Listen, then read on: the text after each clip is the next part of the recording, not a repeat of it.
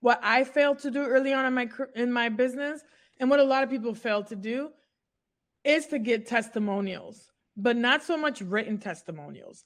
So I started asking for more testimonials because I could sit here all day and tell you how fabulous I am.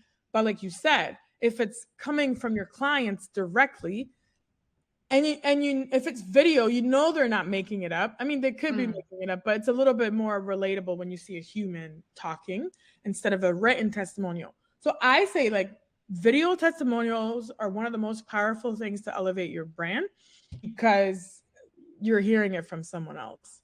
So ask for the testimonials. And then the other thing is like brand elevation, or like brand association, or brand lifts, whatever you want to call it.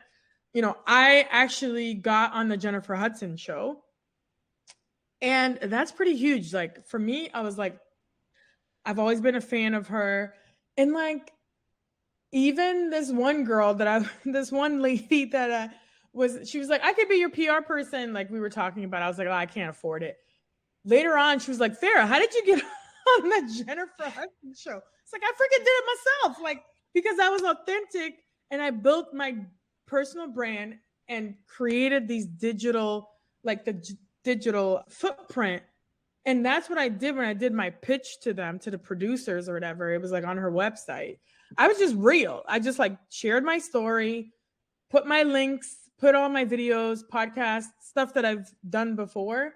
And then they selected it because like it resonated with them. So this is what I'm saying. Like, try to end up like on the news if you want to, or like on other people's podcasts or whatever it is, because brand lift, like, it's huge, because they're like, oh, I was like in Forbes magazine. Like, okay, that's huge, right? So like, try to associate yourself with people, and then be careful on the other end who you associate yourself with, because that's how like these athletes or these singers or whoever lose brand deals, because once they get caught up in the wrong things, or the company's like, you know what, we don't want to mess with that, they drop them. So same thing with your personal brand. Like, you have to be careful of who you associate yourself with. And that's why, like, I mean, I'm like so direct and bold and real. This is why I'm like very mistrusting of people sometimes. And I mean, I'm not going to go into detail, but you know what I'm saying. And then I like, a lot of my years were spent in New York City.